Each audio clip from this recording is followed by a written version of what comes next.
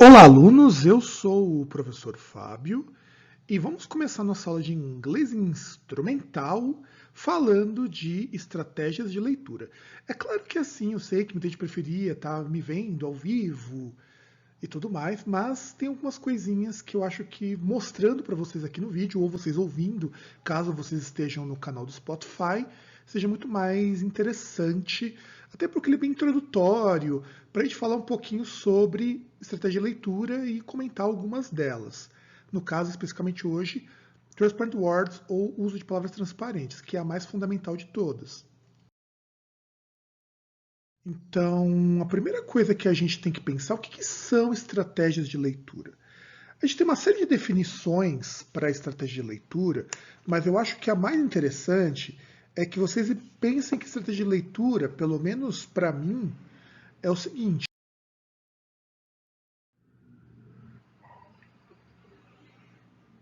São caminhos, são formas, são jeitinhos que você usa para conseguir ler melhor.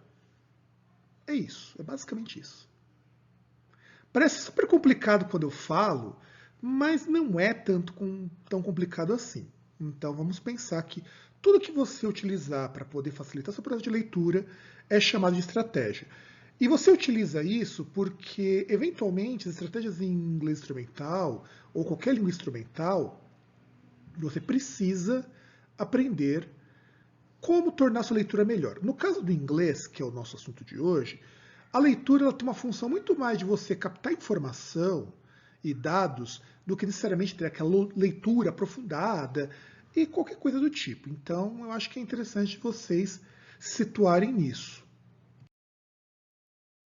E como que a gente utiliza, o que a gente precisa entender? Por que eu vou ler um texto? A primeira coisa que eu tenho que pensar é: você precisa ter um propósito para a tua leitura, nem que seja passar de ano na minha matéria. Isso é um propósito.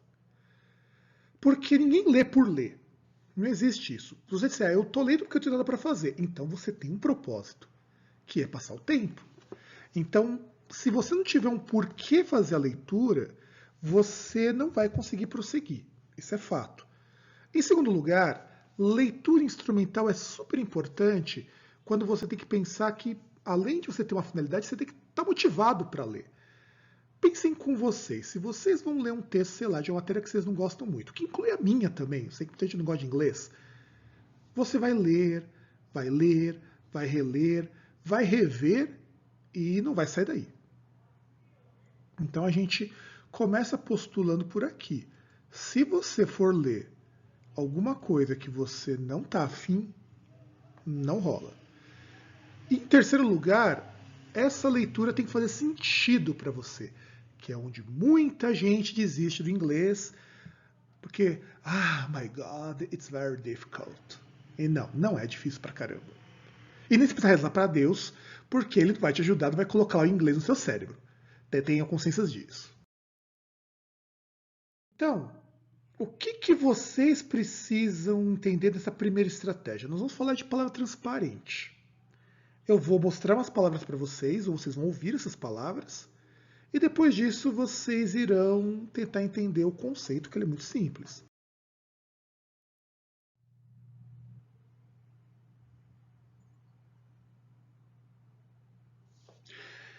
Então, gente, para começarmos, vamos considerar 3 blocos de palavras e eu gostaria que vocês ouvissem, para vocês conhecerem a pronúncia, e caso vocês também estejam ouvindo a versão em podcast deste programa, essa aula, não sei como que a gente vai chamar isso.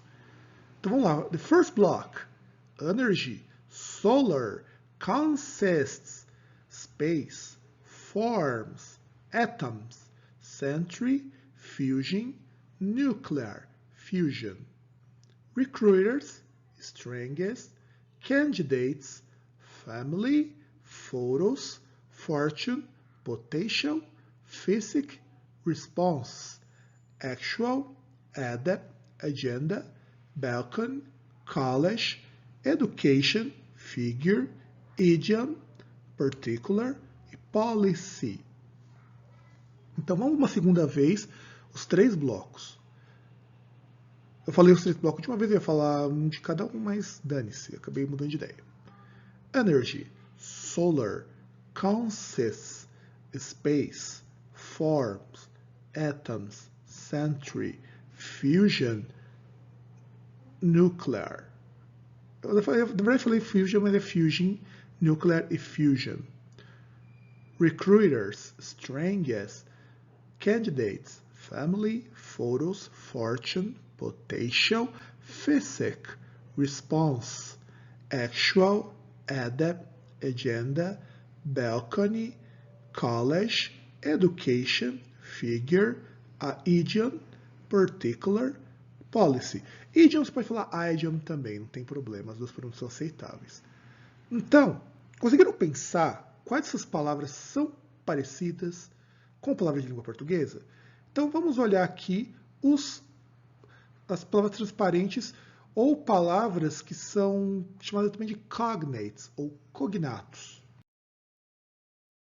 Aqui no caso, os dois primeiros blocos a gente sabe que são palavras transparentes, mas vamos ao conceito primeiro. Palavra transparente é tudo que é parecido entre português e inglês. Então por que eu fiz esse exercício? Eu pedi para vocês pensarem nisso. Porque quando vocês vão ler um texto, sobretudo texto formal, são textos nos quais vocês vão encontrar muita palavra transparente. Então, vamos começar observando aqui Solar energy consists space, forms, atoms, century, fusion, nuclear e fusion. Recruiters, strangers, candidates, family, photos, fortune, potential, physic e response. Essas palavras são transparentes. Por quê? Energy parece com o quê? Energia. Solar, com solar. Space, com espaço. Forms, com forma. Pode ser substantivo ou adjetivo. Atoms, com átomos. Century, com centro. Fusion, com fundindo, com fusão. Nuclear, com nuclear, inclusive só muda a pronúncia. Fusion, fusão. Recruiters, recrutas. Strangers, estranho. Candidates, candidato. Family, família. Photos, fotos. Fortune, fortuna. Potential, potencial. Physic, físico. Responses, respostas. Então aí, a gente tem aqui palavras que são transparentes. E junto disso, há uma aprenda chamada collocations. O que são collocations, basicamente? Palavras que aparecem sempre juntas. Tem, inclusive, um site chamado freecollocations.com, que é da Longman. Longman não, eu não lembro agora qual que é a editora. Se você digitar uma palavra, ele vai mostrar o que costuma aparecer junto e dar alguns exemplos. Eu vou mostrar aqui alguns exemplos de collocations para vocês entenderem como funciona. Solar energy é energia solar. Fortune teller, que seria o leitor da sorte ou da fortuna. Eye contact, contato visual ou contato olho no olho. Job interview, entrevista de emprego. Em inglês vocês podem ouvir falar que emprego e trabalho, você tem as palavras job and work. Job and work, eles não são exatamente a mesma coisa, porque job é aquilo que você faz, work seria, digamos assim, a sua função, o que você produz. Então, por exemplo, my job is a teacher, I am teacher. My work is teaching, quer dizer, eu trabalho como professor. My job is a teacher. My job title, a gente chama isso aqui de job title, inclusive. My work é o que eu faço no meu trabalho. Então tomem cuidado. Em inglês você tem essas diferenças que podem ser um pouco traiçoeiras para quem não está muito acostumado. Só que nós temos também os false friends ou os heterocognatos. A gente tem assim uma série de nomes para dar para isso, mas são os cognatos que não batem. E sim, aquela terceira lista que vocês viram são de cognatos que não são verdadeiros. Então vamos ver o que eles significam. Então, a palavra actual, você pensa em atual, mas na verdade ela é verdadeiro ou real. Então tomem cuidado. Então, por exemplo, the actual numbers não são os números atuais, são os números verdadeiros. Você tem aqui, então, adept. Adept parece com adepto. Na verdade, ele é usado como perito ou como especialista, porque ele é ligado à profissão. Existe no inglês arcaico, e também no Middle English, o termo adept no sentido daquele que é adepto de uma religião. Isso é a única coisa que é possível. Se você é adepto de uma prática, adepto de uma filosofia, você não utiliza adept. Você utiliza follower, que seria seguidor. Você não é adepto, você segue alguma coisa. Vale para religioso, vale para qualquer coisa do tipo. Vai ter também agenda, que se parece com agenda onde a gente registra os compromissos e tudo mais, mesmo nas agendas eletrônicas. Quando, na verdade, significa pauta do dia e pauta para discussão. Também pode ser qual que é o assunto de uma reunião. Por exemplo, United Nations Agenda. E aí vocês têm aqui balcony, que se parece com balcão, quando na verdade significa sacada, que é a sacada de uma casa, de um prédio e tudo mais. Aí vamos ter college. College parece um colégio, que para quem é um pouco mais velho, seria o equivalente ao ensino médio. Se eu estou enganado, pode ser que eu esteja falando bobagem. E na verdade significa universidade. E college também, muitas vezes no Brasil, a gente se refere à escola, à instituição escolar. E agora nós vamos ter aqui um probleminha. Em inglês, college, ele seria um prédio específico de uma instituição.